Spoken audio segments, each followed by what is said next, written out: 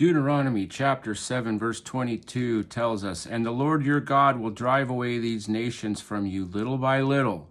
You will not be able to put an end to them quickly, otherwise the wild animals would become too numerous for you."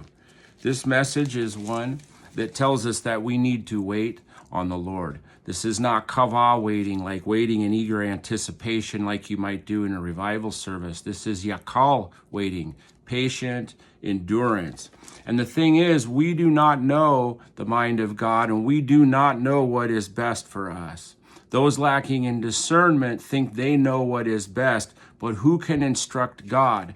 God is telling them that, yes, you guys will go into this promised land that I have given you, and you will drive out your enemies, but it will not be instantaneous. You will have to patiently endure it for a time, little by little, because nobody would have understood if they'd come in and they'd conquered everything, and then all of a sudden the wild animals would have overrun them. We know from the history of Exodus that the Israelites then would have complained and complained and complained. So God's telling them here, look, this thing will happen in my timing, in my way, because there are things that we don't see and we don't know, and God will put these things in action for our favor, but we have to not grumble and complain when things happen little by little.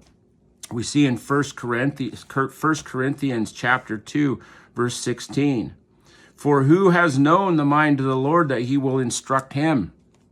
But we have the mind of Christ." So Christian, if we have the mind of Christ, let's practice discernment and see that when we've received the blessing of healing, when we've received the blessing of our friends and loved ones being saved, when we've received the blessing of finances, all these things that we have received that have been spoken over us, or things that God has promised to us, let's understand that these will happen in His time, and we have to have the discernment to know that His purposes will happen even though little by little, and that we do not instruct God in what He should do, and that this is just His way, is to make us wait with patient endurance so that all things have been worked together for our good.